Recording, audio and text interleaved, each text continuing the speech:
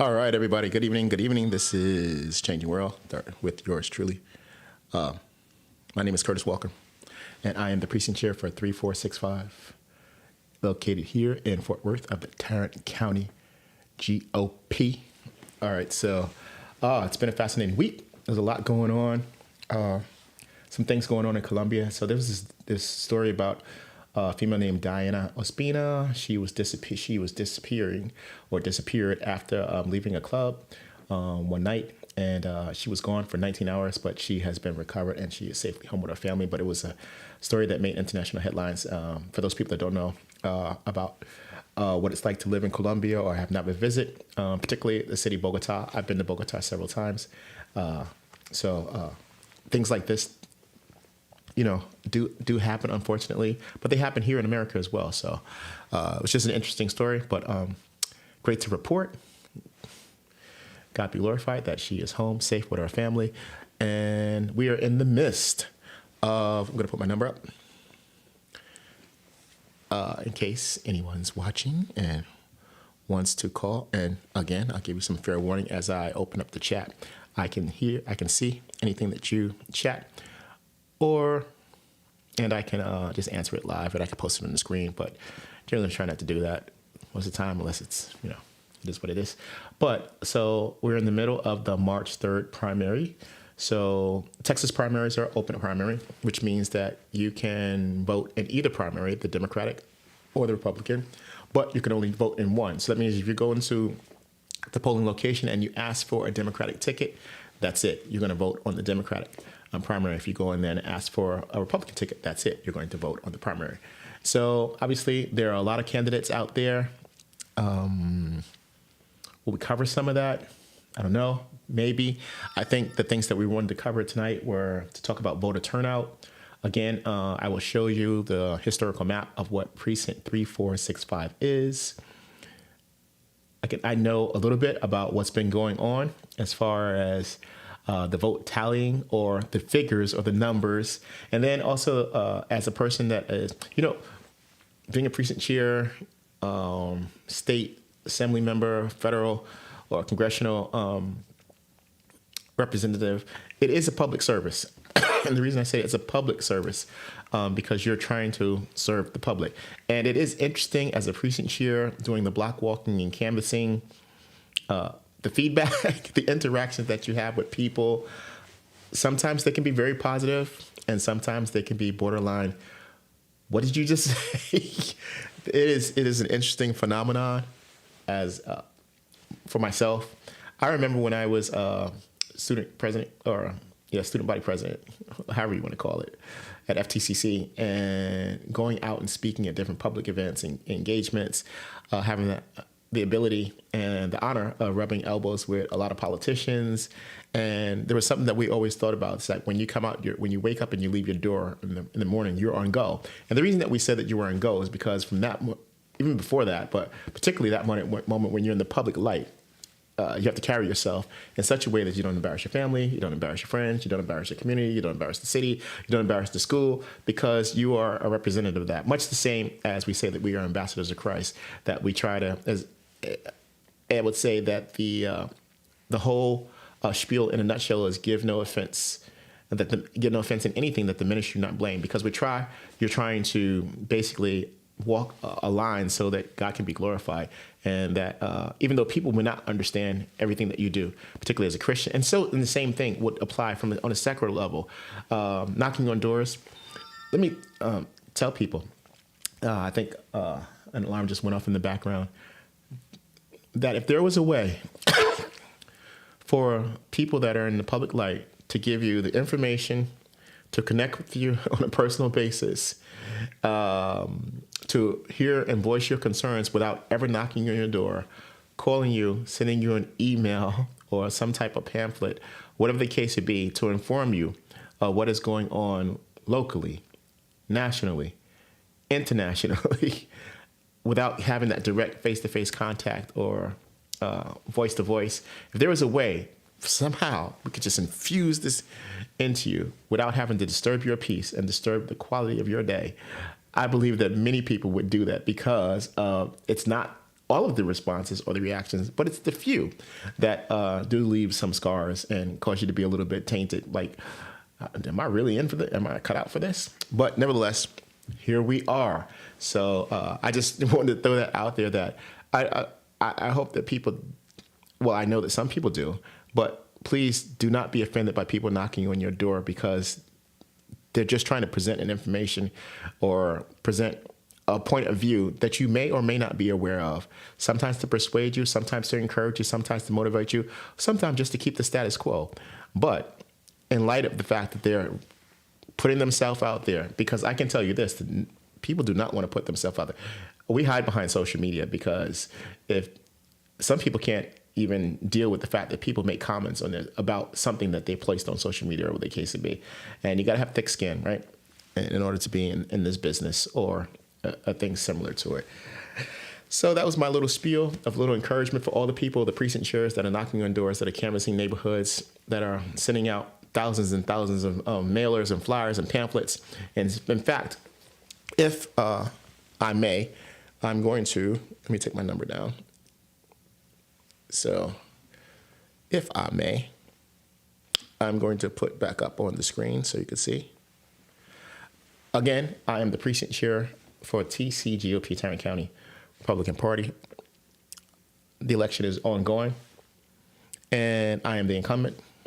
So, again, if you live in precinct 3464, 3465, and if I might, I'm not going to tell you, I'm not going to show you all of my information, but so that's nothing in the back of this, right? So this is a voter card that you will get in the mail after you've registered to vote.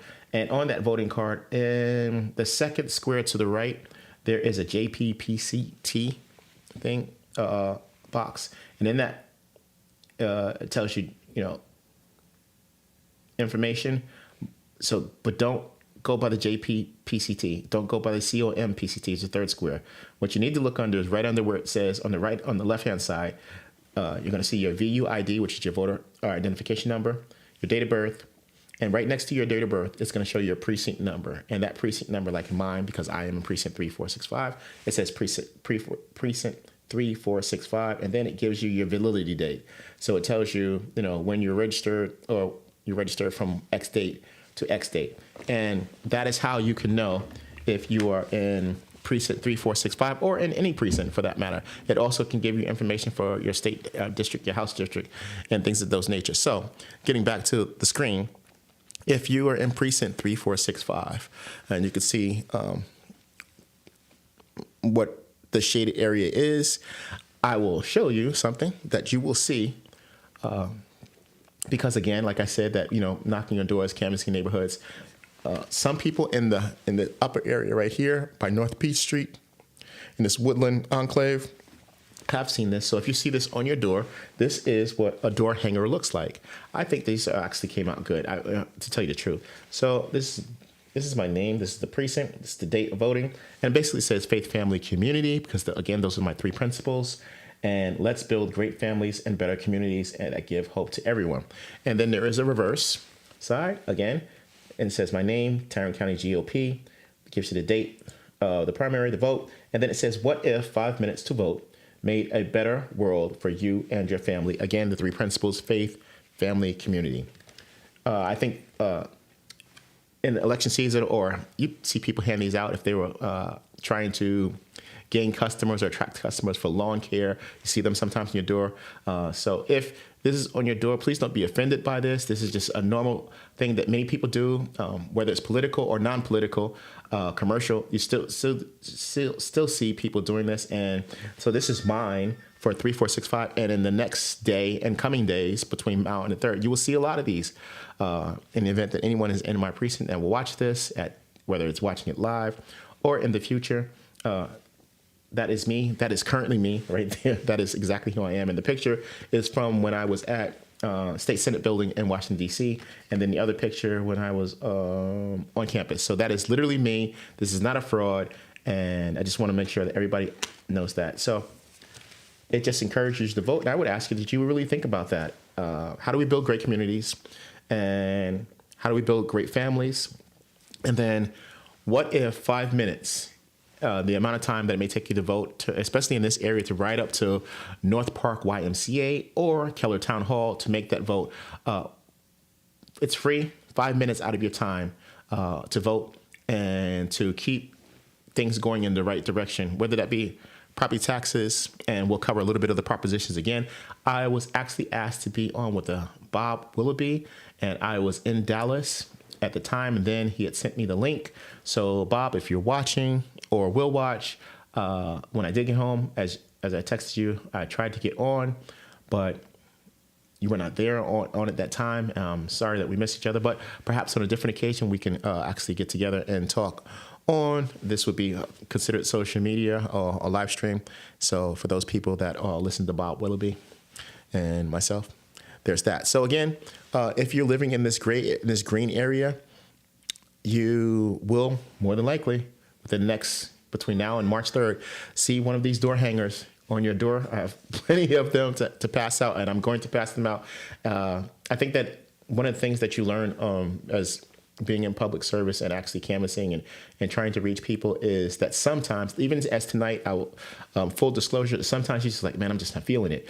Or you feel discouraged because of the feedback, the criticism, the negative responses by community members. And I know, I would assume that they mean no harm or whatever the case may be, but you don't know what it could have been for them, or they just don't want to hear from you, and that's okay. And sometimes that can be very discouraging. You don't want to get on. You don't want to get on social media. You don't want to get on your live stream. You don't want to go out and do any canvassing. You don't want to knock on the doors. You don't want to answer questions. But I would say pass through with it, because there is a greater good at work, and you're doing a good thing, as the Bible tells us to do a good work, to be ready to do a good work. And sometimes in life, you need to think about all the good things that happen in comparison to the little thing. So there might be this 2 or 3 things that are negative that taint us and that just stick with you. And then there's 97% of the time you're getting positive reinforcement. And you got to think about the positive reinforcement. Even though I know us as individuals and characters and creatures, negativity can actually weigh on us a little bit more at times. But have no fear. Be of good courage. As the Bible says, be of good courage. Know I'm with you always, even to the end. So again, this is this green area. So for the people that live from Heritage Trace and where North Beach connects throughout the Vista, as it goes all the way down to Keller Hicks Road and around back to Golden Triangle and into Crawford Farms, Tabor Street, and then makes that little right on Bowling Street and then comes back out. This is Precinct 3465. If you have not voted in Precinct 3465, this is what I would say, and you won't hear a lot of people say this. If you have not voted, vote. We'll deal with the results after you vote. Of course, I want to encourage you to vote GOP. I'm a precinct chair. You want to turn out to vote for the GOP. You also want to turn out to vote for yourself if you're running for election. You want to turn out for different elected officials. But of course, you want to turn out for GOP. But as a person that believes in democracy in this democratic republic, and again, it's not a democracy per se, and maybe we should get into that one day, but you're a citizen of the United States. You have the right to be involved. Let me go back and give you just a quick history. So because we are at large, or we are a society that has grown since the days of the Greek states, where matters of importance or daily matters were discussed kind of like in a circle, in a town circle. And you were able to discuss all the matters because the population was small. But as population has grown, and now you see that we have congressional districts, we have precincts, right? We have congressional representatives. We also have senators that 2 senators per state. And then there's an apportionment whereby the representatives are chose. We don't have that option where we can just sit down and learn every single day. So it's incumbent upon us as the electorate to be informed. And the way to be informed is when information is relayed from someone to us, right?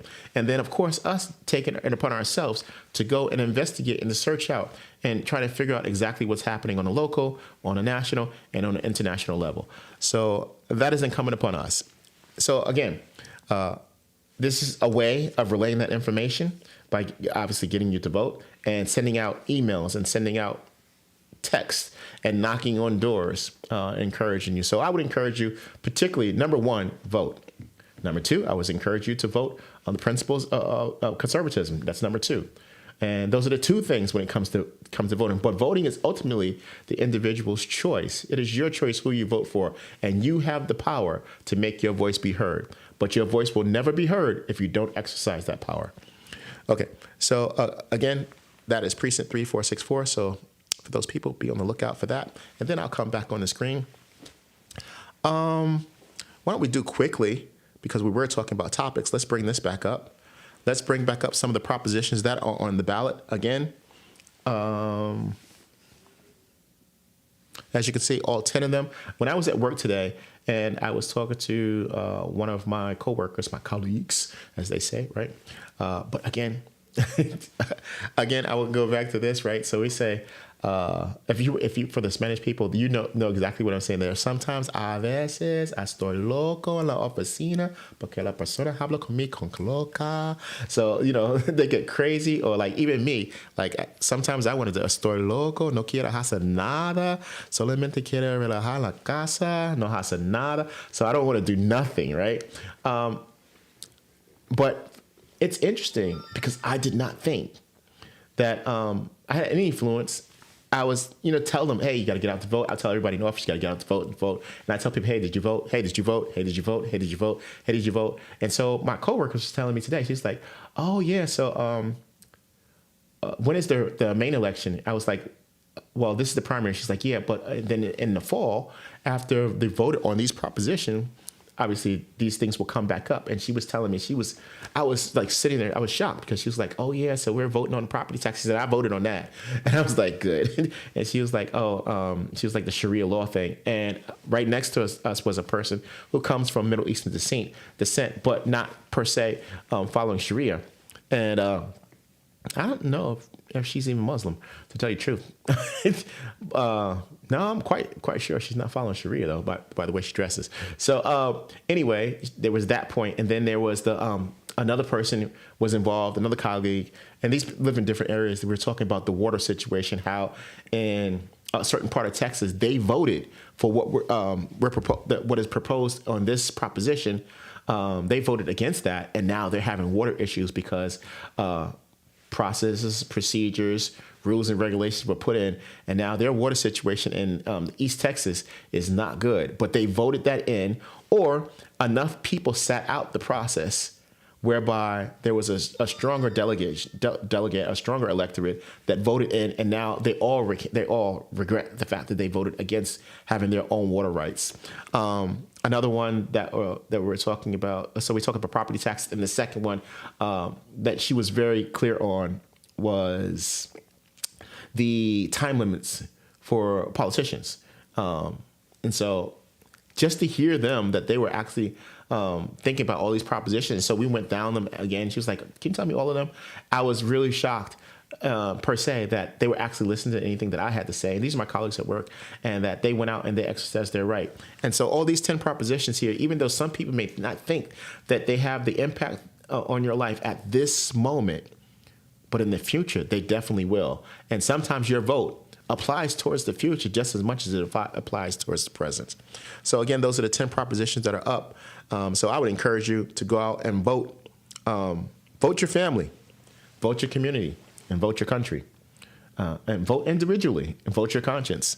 It's very interesting thing, because we're also talking about, all right, so being a Christian, it's hard to understand. No, it's not hard to understand. It's not hard at all. But when people vote against Christian principles, and I'm here to tell you that there are no, right now, the candidates that we're faced with, like you say, there are no perfect candidates. There are no, or you say, all right, as a Christian, you believe in life. As a person, you should believe in life. So if a party says that killing kids should be accepted and normal, and denies the point of creation, or denies that life exists as God has intended it to be, that's going against Christianity. I know some people may be listening to that going, oh, I don't know.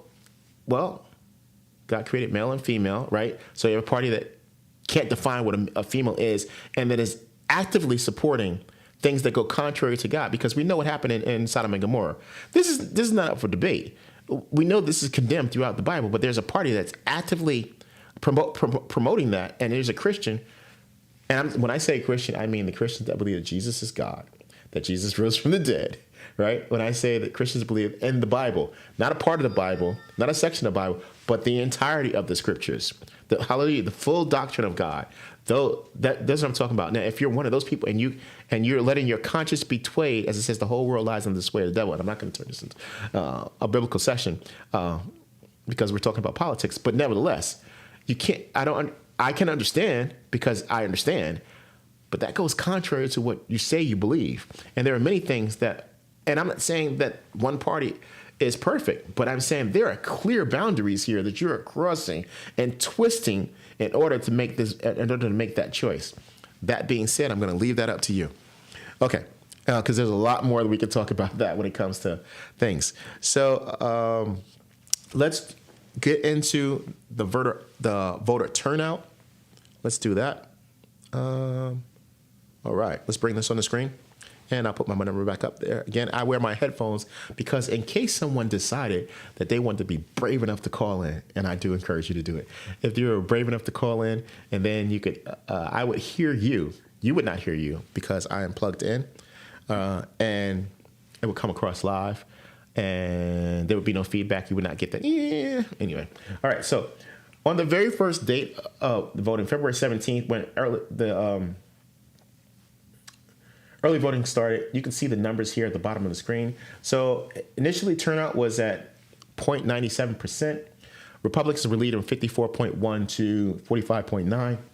The total amount of votes cast was 97,000, approximately 98,000, and then 83,000 Democrats. So there was a little lead. As we looked into day two, Republicans still held the lead as far as share, and I'm going to get into a little bit of this in a minute.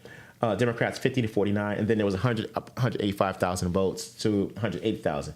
Day three, you can see that things were getting even closer, 50% to 49.8%, 286,000, 284,000, something in there. A total of 571,000 voted. Look at this jump in day four. Democrats had taken the lead, 50.3 to 49.7. 406,000 to 411,000 votes cast, a total of 817, and then began to expand that lead on February 24th, 52% by 4% within the margin of error, as they would say, right? 498,000 to 539,000, over 1 million people had voted. And then you get into this. February 22nd, 46 to 53, 526, 596,000, 1.1 million people had voted. And then as of today, yesterday, 1.25 had voted, and then you can see 52 to 47, and kind of bringing it back a little bit. So you went from 53 to 46, and then now back down. And the reason that this is an interesting way to look at this, as the chart goes, is that traditionally, as they say, Republicans voters like to vote on election day. They don't like to do a lot of early voting. I don't know why that is. But in the last presidential election, they got out and they voted early, and they got out and they mailed their votes in early. But primary elections are a little bit different because a majority of the electorate does not get involved. Case in point, little. That's why we have these knocking on your door. That's why we're constantly doing things to try to motivate people, to alarm people, I would say, to encourage people to get out and vote. And that's what we do. So, but when you look at this, as they say, Republicans generally vote on election day. This is the truth. 100%. But then also, primaries are different. Because Texas is a majority Republican state, a red state, right? And you see this turnout. It started out like it was looking, and you saw on people on next door was posting, and just like there was this huge gap. Now in Tarrant County, particularly, in fact, let me see if I can get some of that up. There was this huge appearance.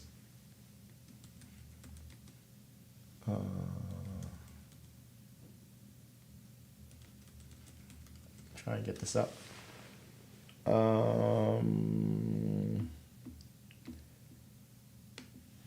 So there was this huge appearance that turnout was like majority Democratic, and it was. The numbers did indicate that the Democrats were clearly leading.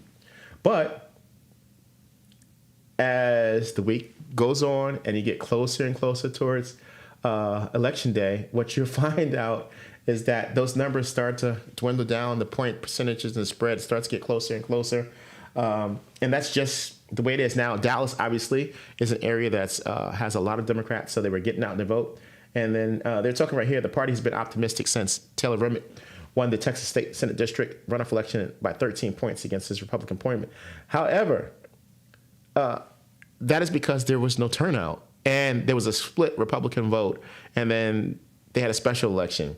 But the real vote is actually going to be in November. So I would say, there's cause to hold those horses in the barn there. The horses have definitely not left the barn.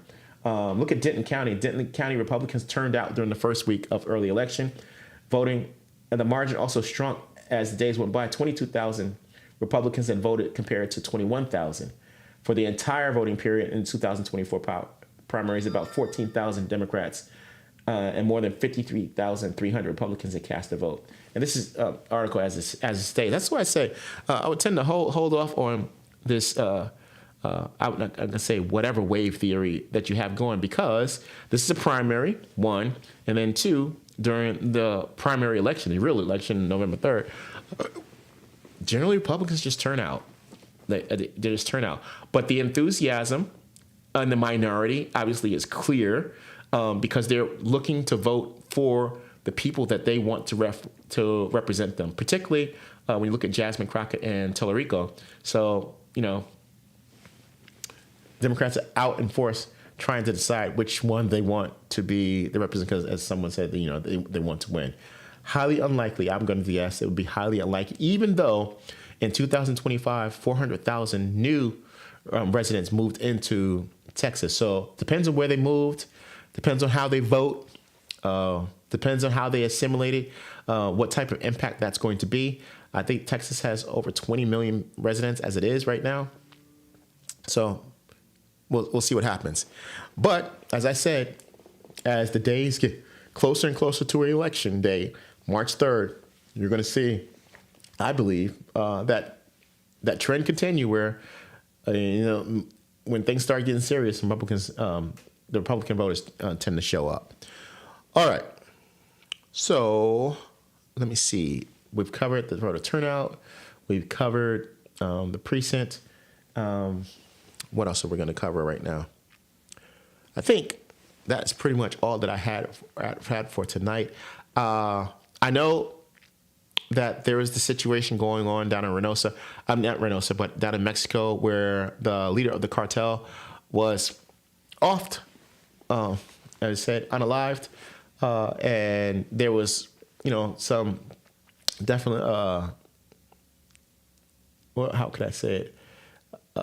Reactions towards that. As a person that works for a company that has its employees in Mexico, we were talking a little bit about that, where someone was saying they had just went back, and what's reported on the news, and depending on your sources, and they were saying how when they were over there, and this was just during the time that things were status quo, but there are definitely areas where there are situations, so to speak. So if you're an American citizen or a Mexican citizen too, and then there was the play that for all the people that had the Mexican flags that were talking about, they wanted to go. Well, now is the time. Nobody's crossing the border. People are not crossing the border. They're in no hurry to get into that situation. And could you blame them? Could you blame them? But at the same time, this is like, one of the things, it's so easy to say all these things. You know that you really want to stay here.